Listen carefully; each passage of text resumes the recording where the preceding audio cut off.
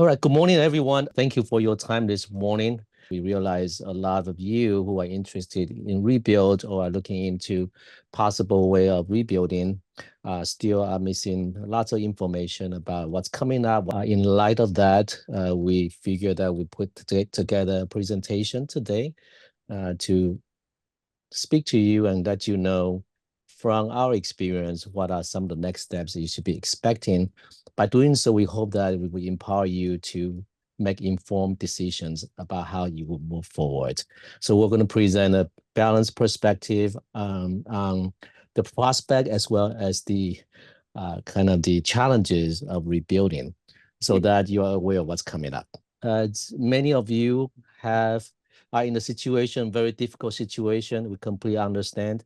Today, are trying to figure out what to do as the next step. So we assemble a panelist, where myself included, a specialist, James Booth, a home builder, as well as a land use consultant, Peter, who we work closely on a number of our recent projects. It just happened some of those projects involve rebuilding and high fire hazard design. So we figure our insight would be helpful to kind of let you know from our experience what you should be expecting. And so with that, I'll do a brief introduction of three of us. So my name is Raymond Pan. I'm the founder of our own architecture, design, and urban planning company called Atelier R Design. I'm licensed in California, Massachusetts, and New York. I graduated from MIT with my master architecture degree. I've worked in many continents with 25 years of experience, almost 50 million square feet of design projects ranging from single homes to large developments to even planning cities. So I've had the fortunate kind of situation to have those wide range of experiences. I was selected as a top 20 architects under 40 years old in California a number of years ago. And then obviously a lot of design awards. And I truly believe in contributing back to the community. So I'm actually one of the founding member of a healthcare program for Cal Poly Pomona, which looks into how do we design places that enhances wellness. Just brief glimpse of our company, our work. You can see it ranges from small home, 2,000 square feet, to high rise, to even planning a city of 100,000 population. We embrace that diversity and scale because we think every project has its own unique things, that aspect of it, that different scale project, they can learn from each other. So the scale is not a matter for us. And for example, for a fire rebuild, we can tap into our commercial experience and even hospital design experience, which we design quite a bit, where life and safety and fire resiliency is critical. And we like to bring some of those aspects of those building type into a home building as well. And we are also familiar with City of LA. As an example, the upper right-hand corner is a 15-story tower at the intersection of South San Vicente and Wilshire, which is gateway to Beverly Hills, that we are working closely with City of LA on. And City of LA obviously has its own unique setup in terms of permitting and their view on project, which is going to be critical as you move into your rebuilding process. We have James Booth, who is a general contractor, but he also has the electrical license as well as demolition license, which is critical, something you would need for cleanup efforts. He's the owner of his own company. Prior to that, he was a part of a long tradition of builders in his own family. And now he has 35 years experience, primarily on custom home building. And I think one of the signature projects he has embarked on was a 60 custom home development in Arcadia back in 2004. And then we have Peter Gonzalez, a permitting and we call land use specialist. And so Peter he has established his own company, the SC Planner, since 2007. And he's a real estate and land use consulting firm that provides assistance and expertise on various critical components involved land use and development. So as a principal owner of SC Planners, Peter is passionate about revitalizing neighborhood in LA in Southern California. He's almost more than 20 years experience doing so, and he's known for bridging the gap between developers, local community homeowners.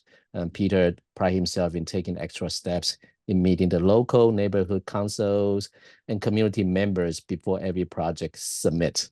So today we're going to talk about specifically wildfire resiliency. I think that's something close to your heart today.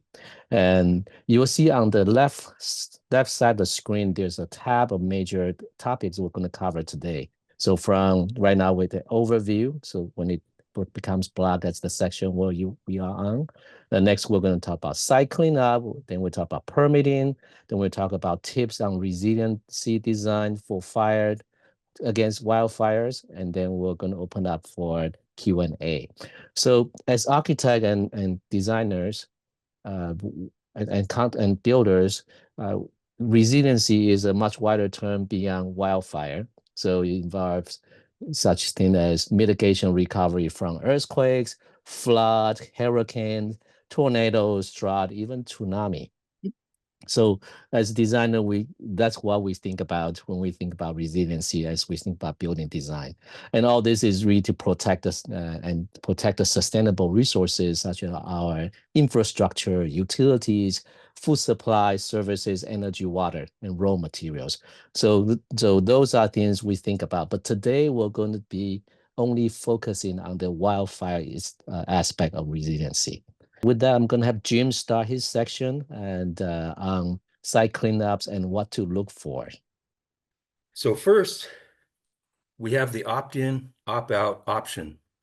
I think we all agree, Raymond, Peter, and I, that the opt-in option is the best option for rebuild. To choose private, you may bring on quite a few headaches, and that's coming from a demolition contractor. I think you could expect that for the private contractor, he's going to have a little bit more trouble getting the permitting and the access as the Army Corps of Engineers has. So that could delay the project. Also, if you do choose private, you want to make sure you go through the classification and the screening process.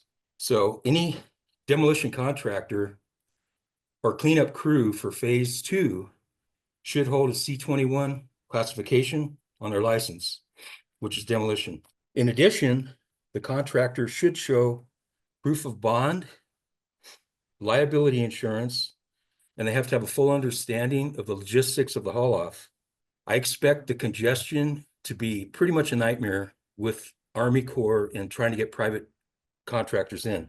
So the simple screening process is going to start at the CSLB, Contractor State Licensing Board, their website, where you can verify the license status, the classifications they hold, and the bond status.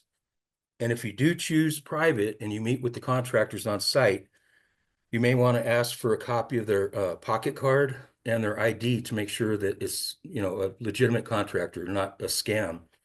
I hear there are scams going on. If you choose private, the contractors, there's a limit on what a signing deposit should be, and that's by law. So it could be 10% or $1,000, whichever is most. Demolition project of this scope is going to be somewhere in the range of $35,000 to $40,000. And from what I understand, the Army Corps of Engineers is that if they can collect insurance fees, then they're in the $30,000 to $35,000 range. So after you get the contractor signed and he gets his 10% or $1,000 max, then you'll start receiving labor and materials invoices after the work started. So you want to make sure that you pay attention to that. If some contractor comes in and they want 50% up front, then you just walk away. So if a contractor signing fees in excess of 10% of 1,000, unless the reason is clearly shown in writing and clearly explained, you're going to want to be aware of that contractor. If they do have really good reasoning, rental equipment or some other things that they have to cover, then it may be legitimate.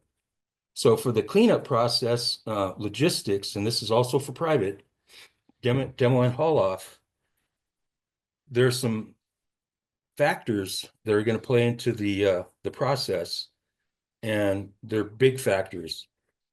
One of them, city permitting. They stated that they'll expedite the permitting and, everything will go smooth and fast, but who knows? We've been waiting a year for a permit on a landscape project in Malibu. So it could be a big stall if you go private.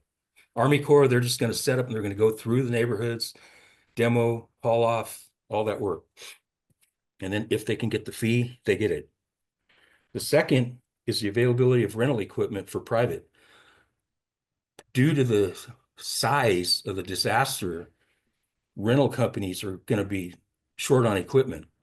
I would expect long lead times to get equipment like backhoes, reach lifts, those mini X's, all that kind of stuff.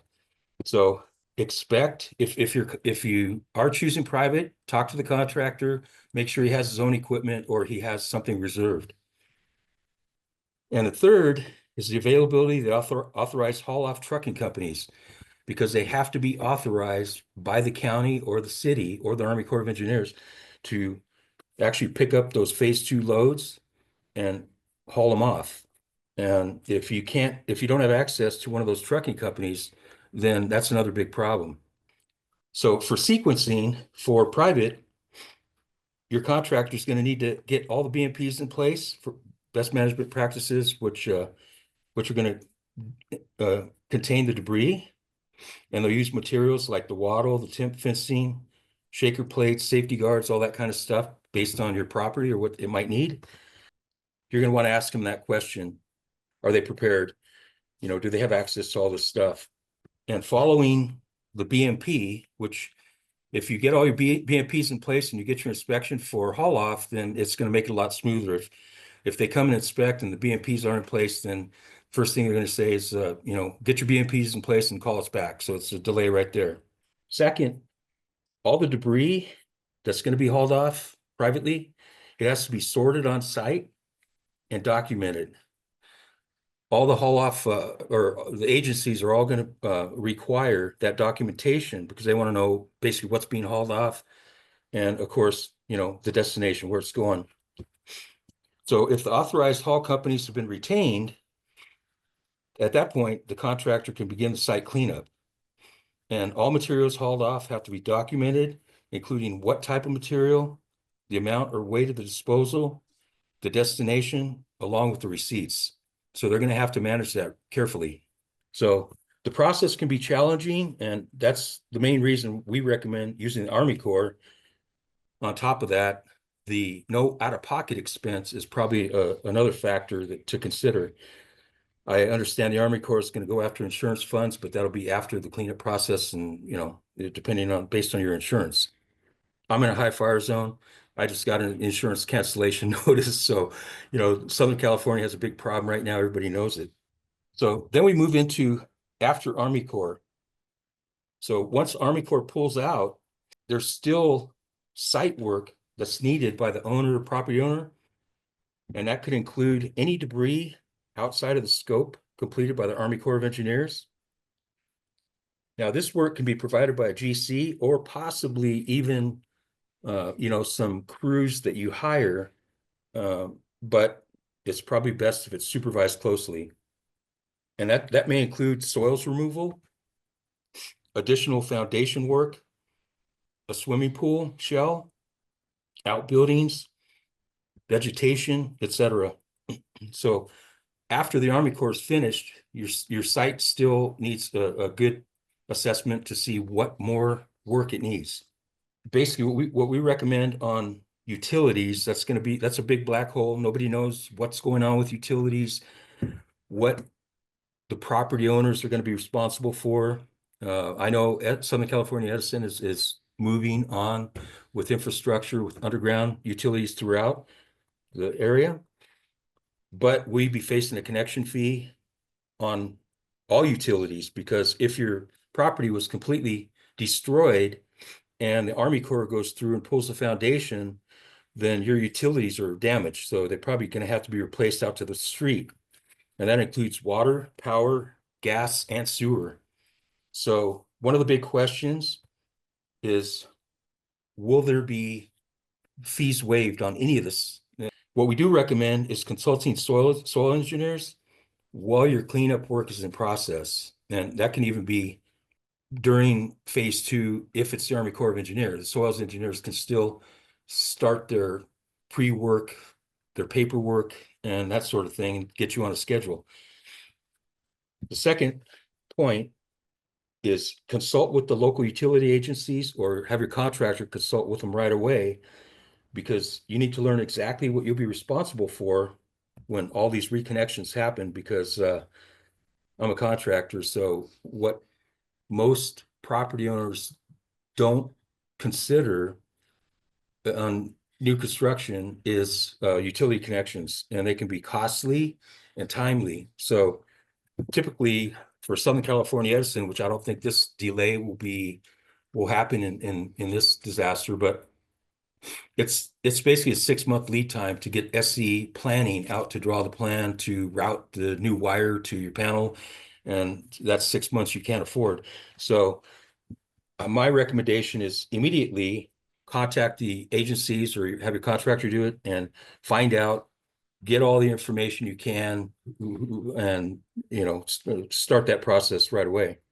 Construction. So now you're basically, site's cleared, your pad's compacted, and you're basically ready for construction.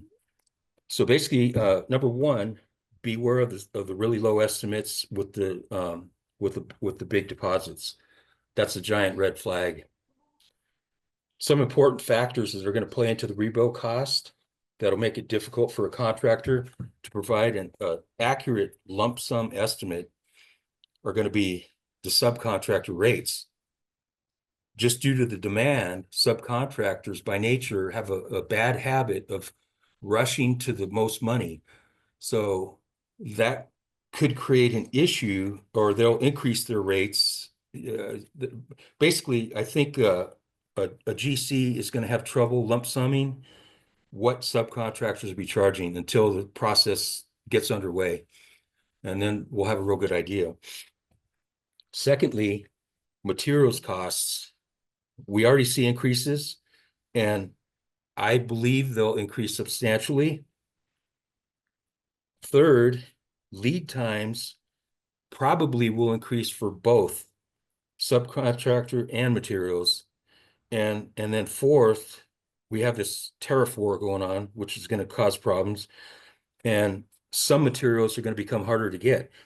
So you can expect long leads on some items if you are, shopping out of the US or European appliances or that sort of thing. I would plan on long leads on those and get in front of it right away, or have your contractor get in front of it. Okay, so pool and basement, this is kind of a big issue because there's a couple of factors. The Army Corps isn't going to be removing pools or basements, and it's a big problem, because if your pool's full of debris, ash and debris, and hasn't been pumped, and it needs to get pumped, and you can't just pump it out on your site. It's going to probably have to get pumped out into a haul-off truck.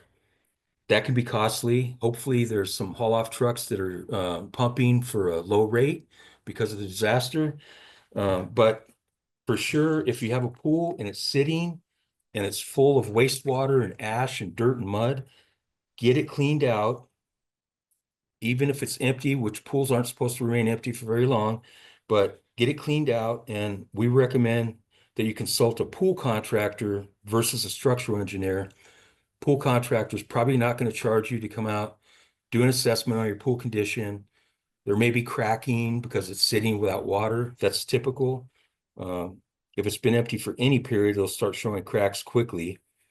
And a replastering will probably be necessary at a minimum. So an honest pool contractor could come out, give you a good assessment on the pool condition. For the basement, one of the factors is the foundation is part of the basement. So if there's a basement, then the Army Corps probably won't touch the foundation. So based on how much damage that basement's received from the fire, the recommendation is to consult a structural engineer, have them come out, do a full assessment on the condition of the basement and the foundation. And who knows, possibly you could save the foundation and rebuild on that same foundation. No guarantees, but it's a possibility.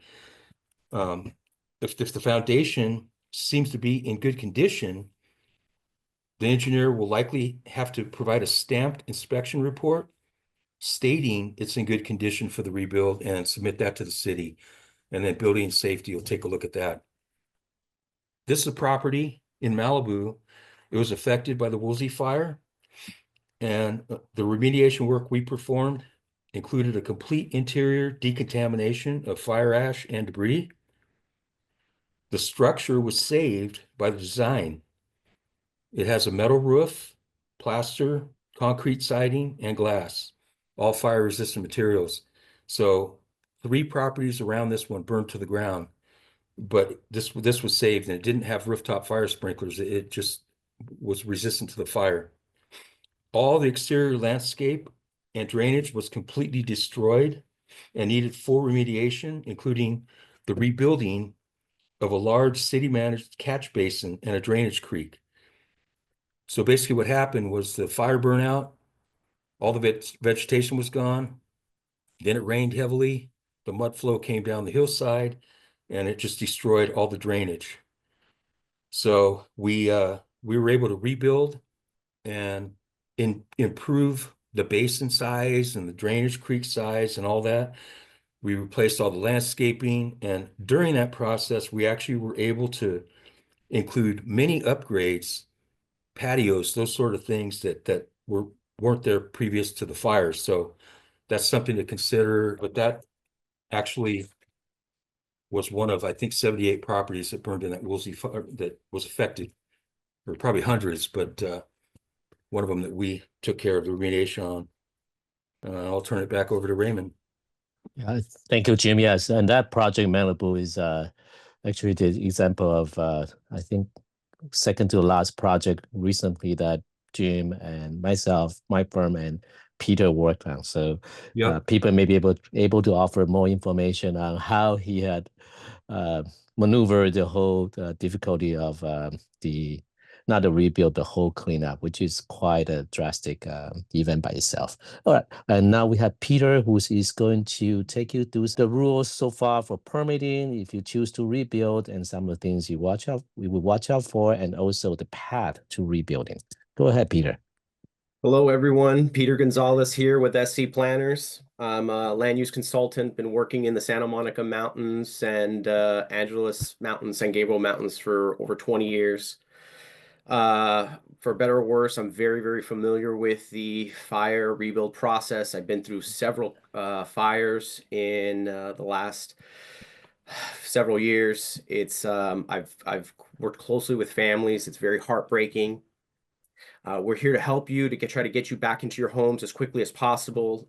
Government has also done lots of things in order to expedite things. The latest is the governor's latest executive order on March 27th. Basically, it confirms that the Coastal Commission will be waived or rules on for building the same thing, 110% will be waived through the Coastal Commission, and also giving local jurisdictions more power. So the mayor also, this will be impacting specifically more for the City of Los Angeles, Pacific Palisades. I'm really concentrating my presentation on the City of LA and the factors of this. Again, I'm sure a lot of you know you can build up to 110% of the size. Now, it's not just square footage. Mind you, guys, the city has changed this a couple times. First, it was 110% on square footage. That has been updated to be, it's basically volume, and I'll get into that a little bit more later on. But a couple things to point out, something to consider. They are allowing you to place an RV or a tiny home. You can get something like a prefab stack home, something you can get in there quickly. They're allowing you to do that. So you do want to kind of think about that, save some money on rent. Please keep in mind you're going to be in a construction zone. As Jim mentioned, it is going to be crowded. There's going to be a lot of cars there. So be thinking about that if you are going to switch away and move your family back to your property. So we found three options really that you can do here. There's the like-to-like process that we just talked about, allows you to build essentially the same house in the essentially more or less the same location, and you can increase about 10%. You can go through a totally brand new design, just skip that and build something completely different, bigger. It will go through the same regulations as a normal build. So it is going to be a slower process. I have heard talks that the city was going to try to expedite all of them. Please know it is a slow process. You're doing something new. It's not going to be as easy. Then there's the third one, which is probably where a lot of people are going to find, especially in some of the older homes in Pacific Palisades. They just may have a little square footage here that wasn't permitted. Either maybe a patio that was filled in, a bump out that was somehow captured into the livable square footage, but never got a permit. It's an unpermitted portion of it. There's a lot of homes like that. And so there's strategies. You want to hook up with somebody who's an architect and a team that's really smart, that's able to set this up in multiple stages. You would not be able to get it permitted over the 110%. So if it's something more than the 10% here, then we'll have to do some kind of multi-step process where we'll submit for fire rebuild, come back, and then come in with a new application for the unpermitted portions. And we'll get into that a little bit later. So for the like-for-like process, and this is where I want to make sure we clear up. It's not straight up just square footage. It's, you're 1,000, you get to 1,100. It's not just quite like that. If you read very clearly the frequent asked questions in building and safety, I've talked to a lot of these plan checkers. It's 110% of footprint and or height of the existing structure. So whatever it was beforehand, permitted now, allows you to build extra. The structure can be moved within the massing of the actual structure. So the whole box can be moved up to 20% in depth and in width. So here's a little diagram that they have. The original house is in the dashed lines. So you can move it forward 20% in the depth, or you can move it back. So if you wanted, hey, I always wanted a bigger backyard, I wanted to do this, we can move the house preemptively under the fire rebuild, which will get it expedited. And then later on, you can come back for something else after, things settle and do something in your backyard. It leaves for a lot of more creative space for the future. Again, something to think about when you're talking to your architect, not just you don't want to just build as quickly as you can, but also be thinking of the future and try to maximize on capture some value. You have an opportunity here to make some money and improve the value of your property. You want to be smart about it and be thinking ahead. Take advantage of your insurance money and really set it up so that you can add value later. So this is new design. I'm just going to briefly go this. This is a much harder process. They're going to be looking for every detail. Depending on where you're at, where the property is actually located, you can be in one of these categories, which varies in complexity depending on sensitivity and where you're located. If you're closer to cliffs, it's going to be a higher, more scrutiny that your project will go through. So I wanted to spend a little more time on this because this one's probably the most common. Like I had talked about, this is the one that people have little funky things that happen, enclosed patio, a courtyard that ended up being closed, or you captured it somehow through a shade structure. So this is where you really want to strategize and come up with a way of how to get to your ultimate goal and have it streamline that process. So you can start with what the fire rebuild is, come up with either one or two other scenarios where you can come in later on, either immediately after your approval and just come back with a new portion, or You can wait until you get to a certificate of occupancy, finish, and then start your next process. But the idea is to set it up already construction-wise. So your design is already ahead of time set up. So when the contractor comes in, he can already have things situated, water lines at the perfect place, and things set up, and so that it's very easy to just, oh, now I'm ready for my add-on. Call up your contractor, they come back in, start construction quickly and easily. Timing. So this is all, guys, I try to find some information on what it is. My understanding about this time, the city has only approved about 5 projects. It might have been a little bit more. I try to find some information on it. So the process is going slow. I want to say that it is going to get faster, just as the city individuals know how to move on things. But that also means that we're going to get into some kind of funnel where it's just going to be overwhelmed. There's going to be so many people submitting. So the first round, according to what the mayor's executive order is, the first round of comments, this means that you've met with your architect, you've met with your designer, you've met with, you know what you're going to be doing, your plans have been drawn and set, and then you're submitting that to the city for the first round. They're supposed to return back with comments within 30 days. So it's quick. Then from there, depending on what their information, what they're asking for, questions, changes to the plans, those will be some back and forth. 2 or 3 rounds is usually what it takes. We're expecting the process. If you have a good qualified team, works together, you should be able to get in and out of the city once you submit with your final in about 8 to 10 weeks, give or take.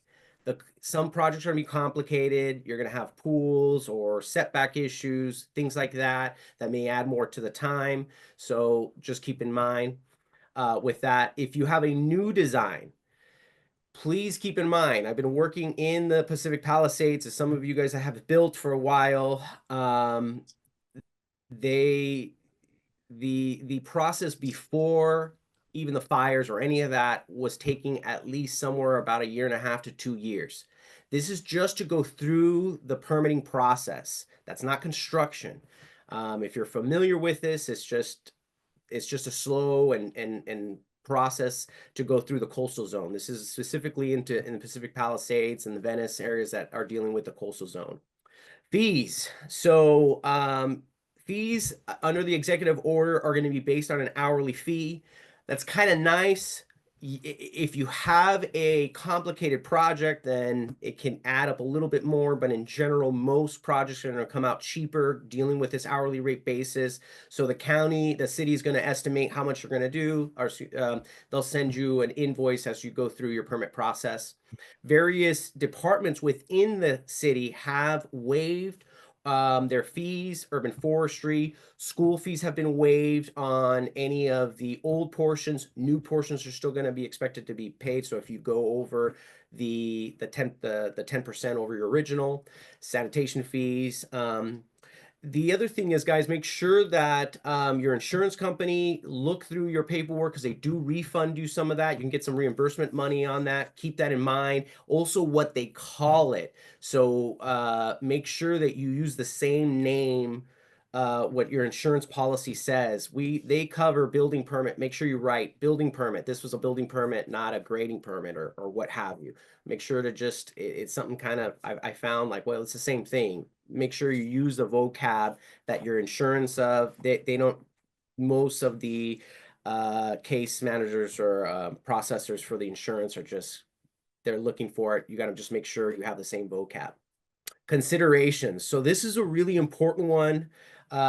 Specifically in the Palisades, all new builds will will be required to have a full automatic fire system inside the house. This is going to be required. The Pacific Palisades is a high severity fire zone area. And so fire department does require you to have a fire flow pressure of 1,250 gallons per minute for 2 hours straight. That has to be coming out of your fire hydrant locally to you. So some of these areas in Pacific Palisades had lower water. We really recommend that you get that checked, and I'm going to talk about that in just a second. I'll go into that to make sure that we guys check fire flow. One of the things also is with utilities is the all-electric home requirement that used to be a requirement under the new executive order. Our mayor removed that. They under the latest in March 26, she did announce some kind of way to expedite homes that were proposing an all-electric house. I would suggest that we check the power with DWP, make sure that your neighborhood has enough capacity for that. There's going to be a lot of people out there that are going to be boosting up their power. Again, one of these things that you want to check to know, well, am I going to have enough power?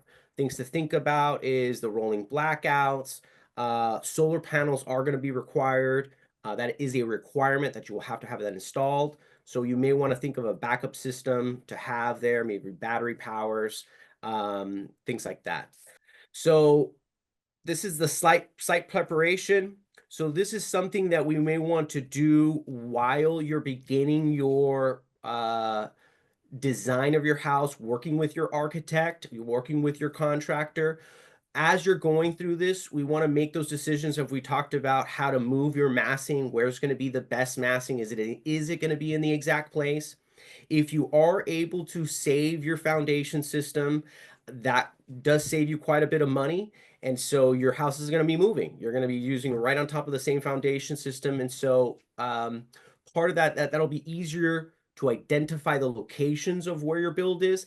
If not, a survey will be required. They're going to be just like all the other consultants out there. These survey crews are going to be really, really busy. If you already know, hey, my foundation's gone, already start that process with a surveyor, get them out there, get your corners marked so that your contractor knows what we're doing. And so that's one of the first things you want to do. And then finally, we're talking about water pressure. This is one of the things early on we want to do is you apply for a service advisory request with DPW. They're going to go out and do a hydraulic analysis to know how much water pressure you guys have out there. Get that letter. You're clear now. You'll be submitting that letter with your package to the fire department, just making sure you're cleared and you have the right water volume and pressure you have for site pressure. Thank you so much. Thank you, Peter. Now I'm going to switch gear to give you some tips about how to protect your homes, whether you have a home that's damaged, existing, or new construction. And this is purely from perspective of fire resiliency. So we want to start to minimize the risk of fire by minimizing the risk of the biggest reason for fire, which is ember. So first we need to understand how ember and flame spread. So from the left side, ember travel in the air, then center side, it deposit on a parts of your building and start to ignite the small fires, and then it evolve into larger fires and then burns whatever next to it. So preventing ember from getting close to your house is first line of defense. You probably have heard about this already. There's a rule called defensible space, and there are 4 layers to this. The first layer is beyond 100 feet away from your house. So imagine draw a circle, it could be a square. So beyond 100 feet, you want to make sure the vegetation are well trimmed. Very importantly, and this could be a community scale implementation, that you have fire apparatus staging and access, which means fire truck, hydrants, they can stage in this area with a clear pathway. And you want to have second means of egress. That means that you don't want to have just one route to exit this area. Now, when we say the fire apparatus stage and access, you want to make sure that all parts of your building is accessible within 100 feet 150 feet of the stage area, and that's by code. And this path for a fire truck to travel on has to be minimally 20 feet wide, and with a maximum slope of 10%. Then also, on this path, you should have a clear clearance, vertical clearance, head height clearance, and minimum 13'6" throughout. Then you narrow down, you get closer to your building to within 100 feet, so between 30 feet to 100 feet. What you want to do is make sure all your driveways are non-combustible. So no wood mulches on your driveway. This area, you do not want to have any flammable material as fuel. And you also want to start to implement fire-resistant vegetation, and then especially being able to wet your vegetation to moisture damp while moist them during fire. And then you also just have to start thinking about the distance between your structure and any structure close to you that is flammable. And then now you get even closer, 5 to 30 feet. Now this is getting really close to your home. You want to make sure that there's absolutely no dead vegetation. There's no trees or canopies that are large enough that can deposit debris on your roof. And then that's a critical. Now we narrow down to the most critical one now. So now we have started to filter out embers. Hopefully ember doesn't get this close, but some is still going to get to it. So now the next level is 5 foot, 0 to 5 foot. So this is 5 foot away. Absolutely no combustible materials, only hardscape, non-combustible, non-combustible storages or objects surrounding your home in this area, and absolutely no dead vegetation. And this is right next to your home. Now let's think about if the ember do get to within that 5 foot zone to your house, what are the vulnerable areas in your home that you should be thinking about, and then to prevent your home from being ignited. So starting from the roof, you have the roof vent, which is on the upper left-hand side. You see that very common, doesn't have the right screen to screen out embers. That's a big risk. The next biggest risk is open eaves, the second image on top, where now you got exposed structural members made out of wood, untreated, and also some of your homes, if you look closer, and with the open eave, you also see little holes to vent the eave, and a lot of them were left open, and those are primary target for embers to go in. Chimney obviously need to be properly screened. Plumbing vents also is a liability. Some of you have enclosed soffit on the eave.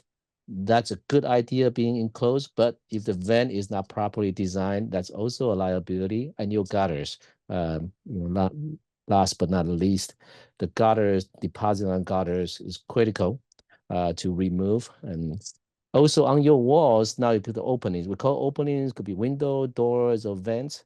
Your windows, a big liability if it's not fire rated. Your doors as well. Many of the old houses have this gable end vent, whether on the building, the house itself, or on the garage. Those are huge liabilities. Down to little details such as window trim and door trim. If they're combustible, then they are liabilities as well. As we design buildings, we also watch out for little areas where debris can gather, such as the intersection between your roof in the last picture on the right-hand side. And then down to the base of the building, you see a lot of houses where the cladding material goes all the way to the ground. That's a risk because it can get burned from any flame on the floor. A building with large overhangs also need to make sure that it's not non-combustible material on the overhang. Your deck, I think you've heard about this. The deck has to be a non-combustible, or any little elements attached to your building that can trap embers would be of risk. So we'll provide some tip on how to prevent this from happening. So this is a section of the building. So you're cutting through the building in section. This is the slope roof. The basic idea is that you want to create, per this red dash line, a continuous fire barrier. And that's preferably 1 hour fire barrier in a high fire hazard zone. So it should be either composed of non-combustible or Class A material. Notice not all Class A materials are non-combustible. It just Class A material just means it's highly resistant to flaming. Now, Going from the roof of a typical construction, you want to make sure your roof is made out of Class A material and above. It could be metal, fiberglass, cement, and extra concrete blocks, concrete tiles, the same. Then you got to make sure your gutter is non-flammable. Make sure there are screen on your gutters. And we'll talk about some details. It's not just attaching the gutters, but it's really how the gutter get integrated into your eave. That's critical as well. You got non-combustible roof fascia, the soffit we talk about. Any screen you have should be no larger than 1/8 of an inch holes in there. And on the wall itself, making sure that that's 1 hour rating could be done in many ways. One of them is start with a non-combustible exterior cladding. You either have sheathing that's X-rated, export, they call export, which is the higher fire rated boards, or you have non-combustible insulations. And yeah, rock wolf is one, mineral wolf is one. Your garden and vent, and you can see from the lower left-hand image, even though that gutter has a screen on it, that doesn't just fully accomplish what you need to do. When fire gets in, it gets in when systems are overlapping. So in this case, you see the roofing is overlapping, attached to the gutter. And you will hear this term over and over again, flashing. The flashing is an architectural device that allows the intersection of the connection between the two systems to be protected. So that flashing has to be properly detailed. So you could have a very well screened gutter, but your roof doesn't have the right detail of flashing, fire can still get in. So we talk about the eave already and the roof vent, making sure those are fire resilient devices. And openings, same wall composition, 1 hour rating, but this is our details that often overlooked. The trim of the window is critical. Even the gasket surrounding the window is critical. In high wind, you'll be surprised how much air and flame can go through the gap that's left with a deteriorating gasket around the window. And obviously, you heard the window itself, the glazing itself, tempered glass is preferred. Single pane versus a dual pane. Dual pane is actually even stronger. Tempered glass essentially is 4 times stronger than a regular glass. And that's why it has a stronger resistance to fire and heat. Pay attention to little details such as your door gasket behind your door. We actually have a project in the Malibu project where one of the door has a failed gasket. You can feel the wind and during high pressure time of going through that gasket. I imagine during time of a fire, that just become a direct path into the building. The base of the buildings, this is look at exterior, making sure you clear that 6 inches from the ground up, non-combustible material. And if you have basement, you can use basement wall as part of that 6 inches of non-combustible material base. If you don't have a basement, and we would recommend create a concrete curb around the building to create that line of defense. And that's a critical path for fire to go through, just the ground burning into the building.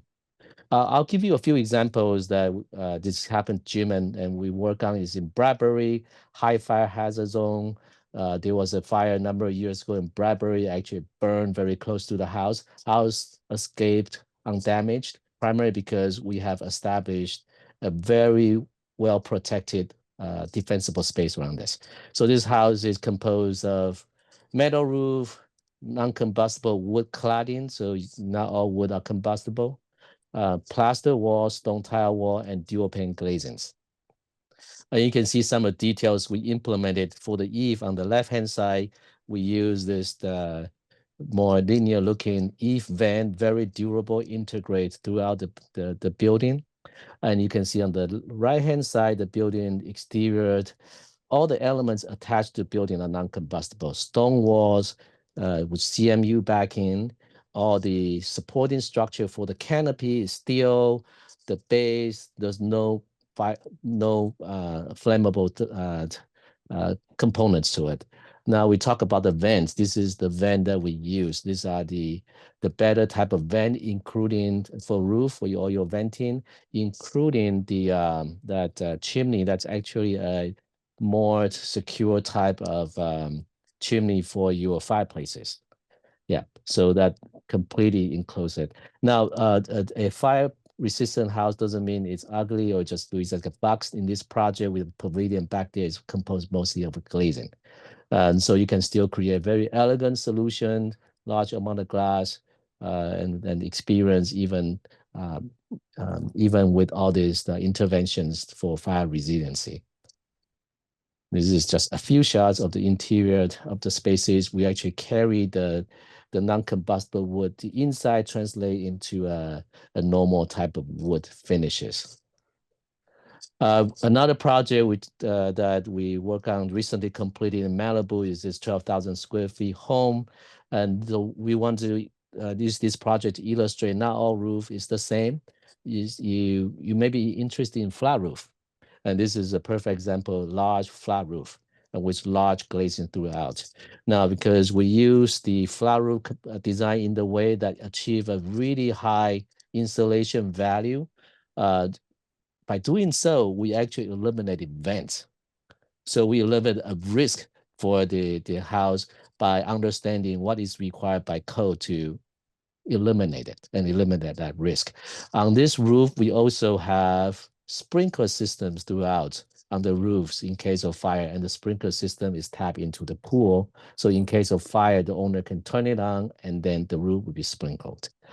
This is just shows the interior of the space, large glass. Look, this is under construction, not quite finished yet, but you can start to see the quality of finishes, the experiences inside. Also, being able to use your large glazing in a smart way is something to be think of. So these are single pane, monolithic, large glazing at the entry, but you will notice that we place them under overhangs, so no debris is going to fall on this glass. And that's when we feel comfortable we could use large amount of glazing that is not dual paint. This is this view from inside, view from the kitchen overlooking the pool deck. Even the bathrooms, we created a large overhang, a sanctuary where the shower is enclosed by by glazing in the next image. So this can still be a lot of creativity and a lot of aesthetic accomplishment, even with all this fire resiliency elements being incorporated. We'll talk about some proactive systems as well. So, and there are many on the market, or just simply touching on a few. One of the things that you want to make sure is you have backup water and power supply. And that's critical. For those who have pool, your pool becomes your reservoir for as water storage device. And water device of more than 10,000 gallon is preferred. And this backup supply, preferably last 2 to 8 hours of continuous operation. That's critical for you. As I mentioned that some houses, you could actually have sprinklers on the roof, not on the inside. Now, this is not required by code, but I think it's a good practice moving forward, as we have done for our Malibu project. There are also portable pumps that you should consider getting. And these pumps help you in case of the apparatus of the firefighters are insufficient. They can come to your house and these are available for them to use. There are also chemicals and devices that help you make your landscaping surrounding your area less flammable. So these are foam and gel. Well, I won't go into details, but there are devices like that. For any side of your building that has inevitable fire risk, you may want to consider even more extreme measure. This one actually has shutters on your windows, automatic or manual. As Peter mentioned, sprinkler inside is now a requirement, which is, I believe, is a good thing. It's at some cost, but I don't think the cost is going to be drastic. Like as an example, the 12,000 square feet Malibu residence, the roof sprinkler only costs about $10,000. So for the money, it's worth it for the peace of your mind. Last project I want to share is an example of of the different type of construction you may consider. There's not only wood framing, there's many other construction types that are considered non-combustible. Concrete is one, masonry and steel. This is a project I designed about 15 years ago. It's the greenest building at one point in Southern California. It's the second LEED Planet, a certified building. It's a exhibition and training center for sustainable Southern California living. So it displays every type of technologies you can think of for homeowners and what they can do with their home. And this is in Rancho Cucamonga. It's an hour drive away from where you are. It's worth paying a visit and to see what's in there. So I want to call out a few features that this building may offer that you may want to consider. So this is obviously a building that has a lot of glazing as well. And so natural light lowering your energy cost. You will see that this building is actually made out of concrete. These are actually redwood members we reclaimed from local winery. It's 100 years redwood vets that we cut them down. Now the reason I want to bring that up is not all wood are considered combustible. There are species of wood that are actually classified as, let's say type 4, it's heavy timbers, which are not considered fire resistant. A redwood is one of those, but it has to be of certain size. So this building was illustrating that without it being used as a structure, you can use wood, but in a way that you need to understand the characteristic of the wood and the flame spread of the wood. So we actually structure these buildings, all those little shading devices of wood, they are of the size enough that it's considered a viable building component. That's fire resistant. We also use one of the first last installation of what is called the insulated concrete foam. Now, most concrete buildings you build, the most laborious part is building the formwork, the wood, the framework where you pour the concrete into. This device actually allows you to create a highly insulated concrete building with foams that you can stack up with 2 persons. You don't need a full crew. So it's almost like a brickwork, and then you pour it into it. It's the largest installation of the time of that at the time. We are also in this building studying several ways of implementing green roof, which is also a fire resistant roofing, different type of plants with different type of earth, plant depths of earth in this building. So it's an experimental building for test things out. So the building actually is, because of all this, it's completely naturally ventilated. You don't need AC on this building, And that's why it achieved the highest energy rating in Southern California at that point. So just to illustrate some possibilities beyond traditional construction here. And with that, just summarizing some of what we've said. As Peter said, multiple rebuild paths exist, each with pros and cons. Please use conservative estimates on time, complexity, and cost for your rebuild if you choose to go down that path. Avoid promise of low bids as many unknowns ahead. Early coordination with your utility providers, your engineers, key experts is essential, so you understand what is available to you as a tool to salvage, or what do you need to invest on your building. Now, amber resistance is first and most critical line of defense, and wildfire resilience requires fire-resistant materials, also smart design details, appropriate construction method, and well-managed defensible spaces. So with that, I will open up for Q&A. So Jose, what's the best way to do this? First, we have a question that's anonymous. It says, need info on what, if any, requirements there may be for contractors doing post-phase 2 cleanup or remaining debris on property, such as driveways, burned trees, hardscape not removed by the Corps of Engineers. We were told by state contractors licensing board that hazmat certification required for those contractors and cleanup crews, even though already allegedly post phase 2. So I guess it's a question for Jim. Well, phase 2 should include the hazardous materials cleanup within what they call the ash zone, right? So the ash zone, I don't know what that's going to be, possibly 15, 20 feet around the perimeter of the property. And I don't know what the process is going to be required outside of that phase 2 zone. They did talk about scraping 6 inches of soil in the ash zone. So what do they consider the ash zone? I'm not 100% sure. So it's possible if the neighbor's property burned and all that ash went throughout your property and they only scraped the 15 or 20 feet around what they consider the ash zone, then there may be a requirement to do some testing and, you know, some hazmat haul off, but I don't know, to be honest. I'm not 100% on that one, but that's something that you could submit and we can get back to you with some solid answers on. But from what I understand, phase 2 includes hazmat haul off. So if you opt out, then of course you're going to be hauling off all the hazardous materials yourself, and that's going to require a whole different process. Just to follow up with Jim, he's absolutely right. So the information is moving, and I think everyone knows that it's consistently, our information is changing, the requirements are changing with the city. One of the things that I suggest is to try to be there on site when the subcontractor goes out. You're allowed to talk to them. A lot of them, they won't want you to, but I would actually figure out when they're going to be on your site and be there in person, talk to the main foreman. They're going to say you can't stand near, but when they say can't stand near, it means like 20 feet or whatever.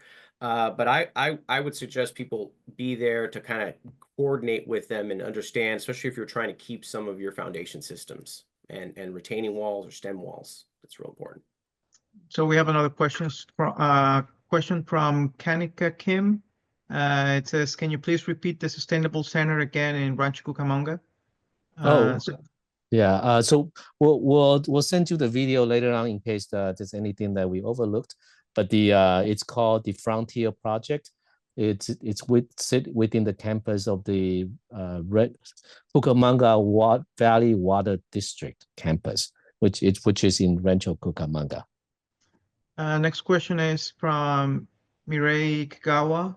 Are you aware of any properties that were able to circumvent the Coastal Commission and the Pacific Palisades? Because this is for Peter.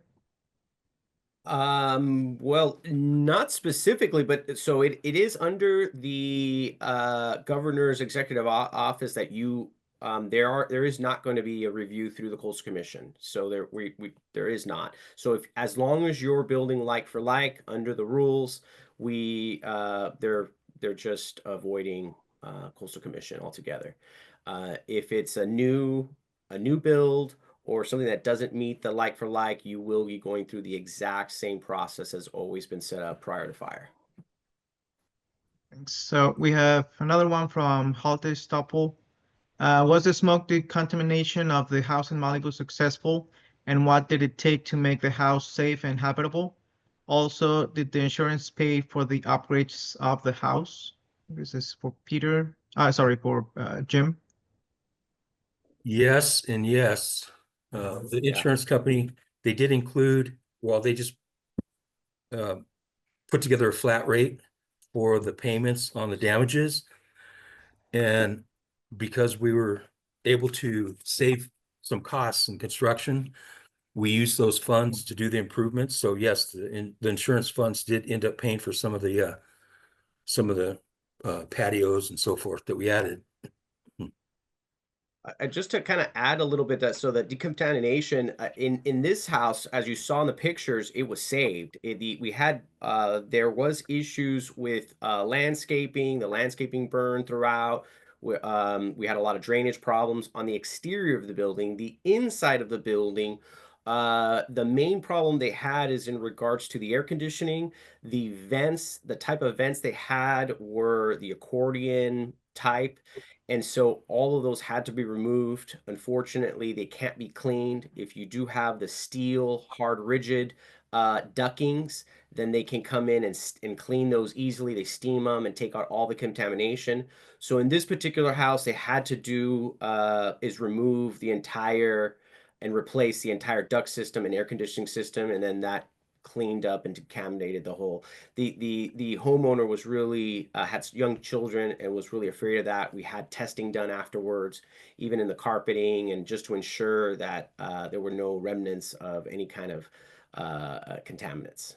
Sure. So everything went off site, including the furniture, the clothing. The whole house was basically stripped empty, and it went to decontamination, and then it was returned. And after that, that's when he did the final testing. Air scrubbers for 3 months afterwards. But yeah, they were able to move back in. I think it was like 8 weeks, Raymond. I'm not 100% sure, but it was somewhere in that range. It was pretty quick. Yeah. Thank you so much. Appreciate that. Yep. We have one more from Carrie Gallagher. It's for Peter. For the like-for-like opportunity to move the house up to 20%, how does this work with setbacks and string lines?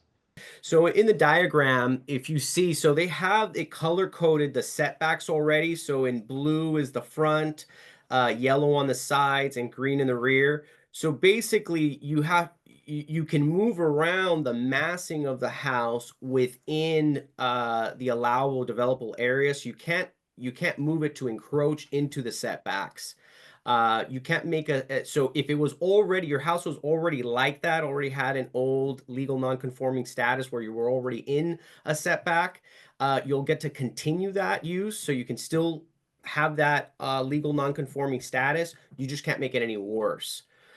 So if you do utilize this movement of 20%, it would have to be moved so that you still maintain the legal setbacks requirements. Understood. Thank you.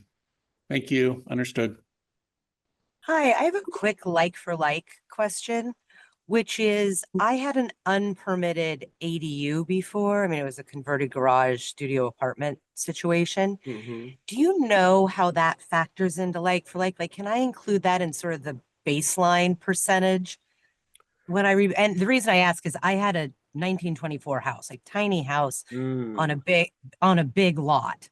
So by Palisade standards. So I'm trying to figure out, like, for me to go from like 2,300 square feet to 2,600 square feet in this house doesn't make a lot of sense for the lot. So I'm just trying to find where I can squeak in anything and still be in the 10%. Smart.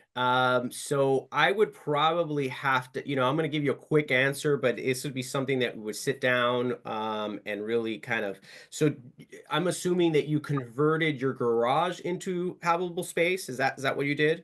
Correct. It was a detached garage that was never accessible anyway by the time I bought the home 15 years ago. So we were like, well, let's just make a studio, out of it. Yeah, so this is a great one. This is a great example just how to be creative. I mean, off the top of my head, I would say that you probably would want to leave it as a garage and then get it approved as a like for like. Just get in, and so you don't use any of your extra 10%, the extra that you have, and then keep that as garage. Use your 10% to increase the size of your main house. Then once you're approved, go back, and then under state rules, you're legally allowed to convert the existing parking space back into a ADU, and then it'll be legal. You'll get to legally rent it out. It'll add value to your property, and then that way you can still use the 10% to actually in an area you want. You'll gain it. Got it. Thank you. Yeah. Hello, I'm Paul, and first of all, thank you everyone who's been contributing to this. Very informative, very helpful. My question concerns the issue, the area of variances. I'm sure you're all familiar with the notion that certain codes regarding, seemingly minor things such as the height of hedges or locations of swimming pools or the setbacks of homes. Those are governed, of course, by codes, but that one can petition the neighborhood for the homeowners within a required radius of your home. And if they all approve a variance for one of those kinds of changes, you're allowed to proceed, although it is, in fact, technically outside the specified code. Do we think that that process is going to remain the same? Or is it possibly going to change in the wake of all of these changes that are going on with regards to permitting and codes? So I think that's kind of more for mine. So in general, let's start first with what a variance is. A variance is exactly, it varies from the existing code. The law in California says that you have to have a special and unique circumstance that's different than anybody else in the neighborhood for you to qualify for that variance. So everybody else has 6,000 square feet and they have a full open lot. Your building or your property happens to have a giant boulder, so you can't have the proper setbacks, so you can ask for a variance to be moved. That's the classic case for a variance. In general, what I would tell you is if you had a situation where you were legal non-conforming, meaning you built the house, it had permits, and you are the setbacks are such that have changed, they now have a greater setback, you will be allowed to keep that non-conforming status and keep it in that way. If you're trying to do more, that would they will not let you do more into the setback. Now it comes into that situation, are you going to have a special or unique circumstance?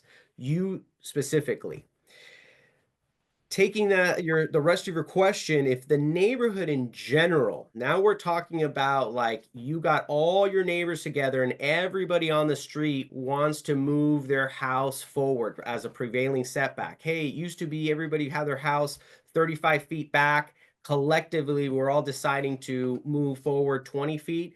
That's possible. That takes a little bit of political negotiation. I think it is.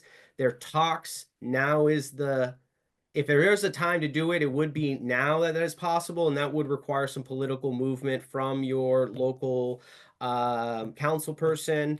The neighborhood council would also need to be involved. That would be a more collective agreement between all neighbors. Well, thank you.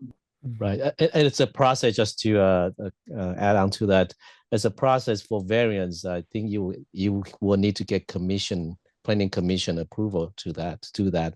I don't think that process changed due to this rebuild. Correct. Right, it's still the same process. The key is to get your planning commission to agree to the variance. Yeah, so it goes back to that question, Peter.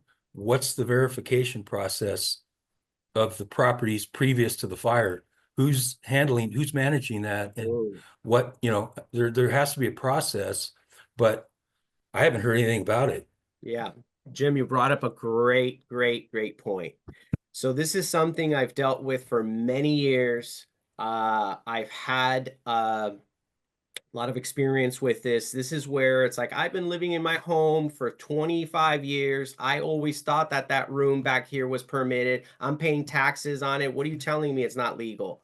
Yeah, it wasn't legal. It wasn't done back correctly in X. So under normal circumstances, it's your assigned plan checker, whoever you're submitting at Building and Safety, who will be reviewing your documentation and making a decision. They have said that they are going to be taking a case-by-case basis. And they've been given some instruction from the mayor's office to go easy. So I can't say for sure about the actual process, like what is it going to be, but the things that you want to have are, you want to look for is first go to Building and Safety and get whatever is available through the actual city and all of your permit processing. You guys need to, as a homeowner, make sure to take possession of that. You're also going to contact the Los Angeles County Assessor's Office, and you're going to be requesting what's called a building description slips. So this is the actual square footage calculation. They actually draw a map of what your calculation, especially if your house was really old. Back in the day, the assessor would actually send somebody out there with a measuring tape and measure out your house and charge you taxes on that. Those records are available. You do need to give them your ID. They'll verify that you are the owner, and they'll send you that information. That is extremely helpful. The building department their records for permits aren't as good as the tax collector. Once the building department gives you your permits, they got your money, they don't care. But the tax collector, they're trying to get every square footage of tax they can, and so their records are great. And so they actually, in the building description slips, do on occasion, it's not uncommon, where I can't find a permit at the building and safety department through the city, but I can find a record of the permit number within the county's tax records. And so it'll say building permit number blank, blank, blank. And you walk over to the city and say, hey, I have a building permit out here that was issued back in 1966. And it says here is for, 125 square feet. Well, what was that? Well, it happens to be that my unpermitted area here is 126 feet. And so it has to be this. And so there is some scenarios, and they'll let you use circumstantial evidence to prove your case. Another good one, I'm going to give you another one that I use, guys. It's called the Sanborn maps. Back in the 20s, there's a guy named Sanborn for the insurance companies that created actual maps for exactly this purpose, to determine what was insured. And so these maps exist. They're through you can find them online through the Labor of Congress. Well, they'll have your records. You can pop in your address, and it'll give you these very old maps, some from the early 1900s, 1920s. And so you can see what your house, the shape or outline of your house in those Sanborn maps. Those are also some extra evidence. So building and safety with the building and safety first with the city of LA, Los Angeles County, tax assessor's office, building description slips, and Sanborn insurance maps. Those are the three. You could also use historical aerials as another type of evidence. Hey, this has been here forever. Historicalaerials.com is a pretty good website. The Santa Barbara University Library also has a great aerial system with old aerials that can also give you some additional evidence.